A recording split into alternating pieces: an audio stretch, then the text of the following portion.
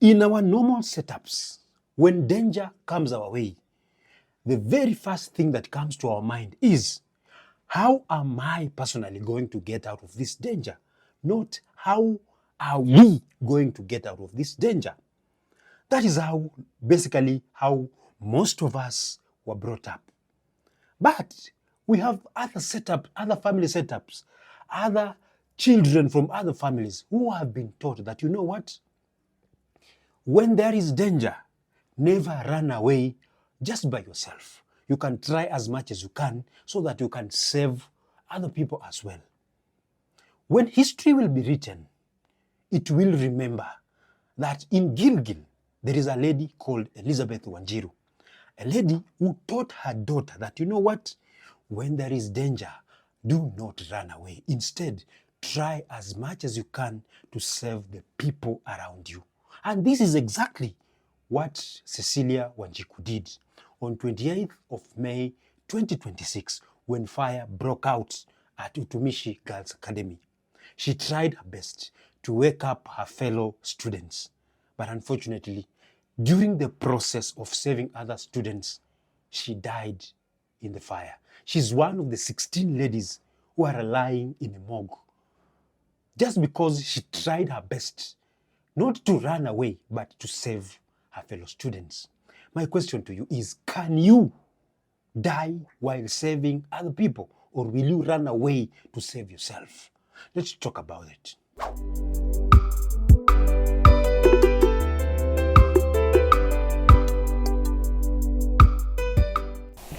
Hapo ndio nilistuka. Nikashindwa hata kuongea.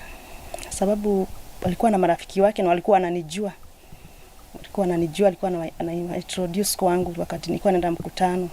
Ndio walikuja wakanishika. Wakaniambia mama Cecilia yuko. So it's around midnight on 28th of May 2026 in Utumishi Girls Academy. The environment is cool. Wenye kulala wamelala, soja yuko kwa gate. Hata hana habari kabisa kama there is great danger looming. Hana habari kabisa kama 16 people are about to lose their lives through fire. Nobody's aware. But all of a sudden, kunatokea moshi. It is still said that probably the fire was caused by some 8 students. They are suspects. They are arrested as we speak. Whether they will be proven guilty or not, that is in the hands of the court of law and the evidence that will be provided. Probably some people say it could be an arson attack. So at this time, when other students are sleeping, kunatokea moshi. The smoke gets bigger and bigger. In a certain dormitory, in a different cubicle, in a different cube, there is a young lady sleeping. The lady's name is Cecilia Wanjiku, a 16-year Form 3 lady. She is sleeping. So while sleeping, she realizes that there is smoke and there is chaos from the other side. Huko kutoka kwa is it called Melin or something? That dormitory, in that cubicle. Kuna chaos. So she wakes up very fast. Kutoka kuchungulia napata there is fire. Fire is spreading so fast, and people are in a serious confusion. So what she does, she decides that, you know what, I want to rush and make sure that I alert each and everybody atoke. So she takes a blanket and aitumbukiza kwa maji na anakimbia. While other people were running away from the fire, she decides that I'm running into the fire, and that is exactly what she did. So anakimbia, anaenda anaingia kwa ile dormitory. So anakimbia akijua in this dormitory yenye kumewaka moto, we have around 135 double-decker beds, and I stand to be corrected if my figure is not correct. Kuna 135 double-decker beds. I'm a Form 3, so meaning I'm a bit senior. But in this place we have junior students. Kuna wanafunzi ambao ni wadogo kiumri na nini. So they might not be having experience. They might not be having experience ya kumaneuver in such like a situation. So this young lady enters the dormitory into the cubes that are kuna moto ndani.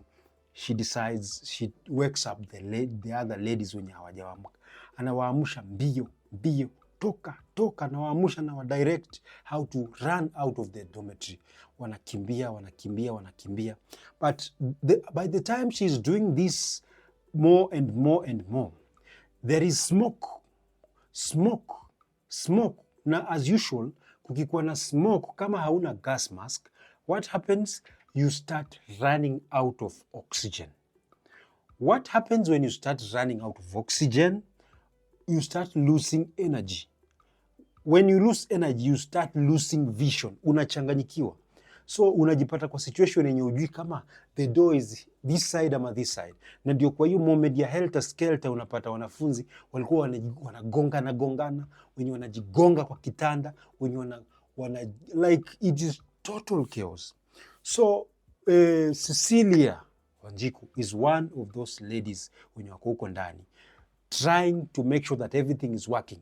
At this moment ndio tunaambiwa milango ilikuwa imefungwa. So the ladies wanajaribu waende watokee kwa some doors, wanapata the doors are locked from outside.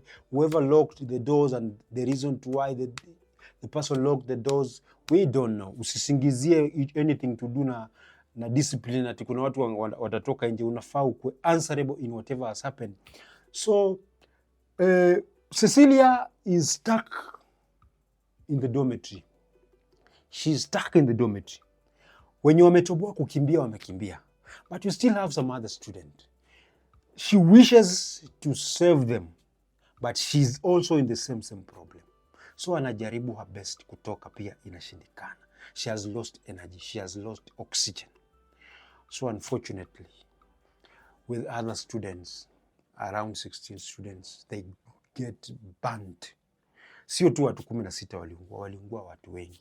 But these 16 did not survive the burns. Other 79, wengine walikuwa na minor burns, wengine walikuwa na serious burns, but they are faring on well. So unfortunately, the lady was taught never to run away from trouble, never to run and leave behind her colleagues. The lady who wanted to make sure that everybody survived the fire.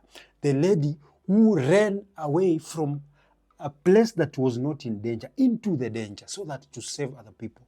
The lady Cecilia Wanjiku did not survive the fire at Utumishi Girls Academy.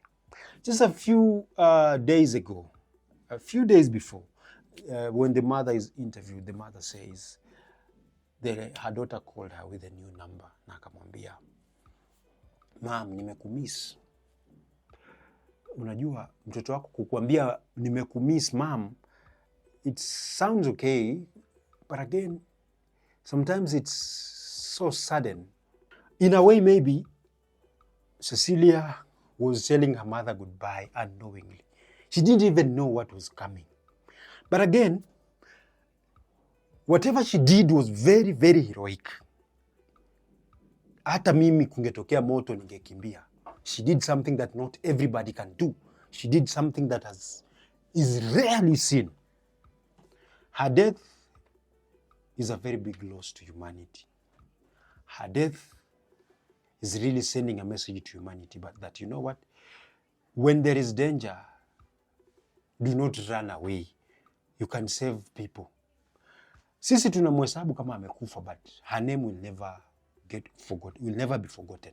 There is a certain place called I think Masindute or Masinjeri. I'll do that story later. This is an act that should never be forgotten.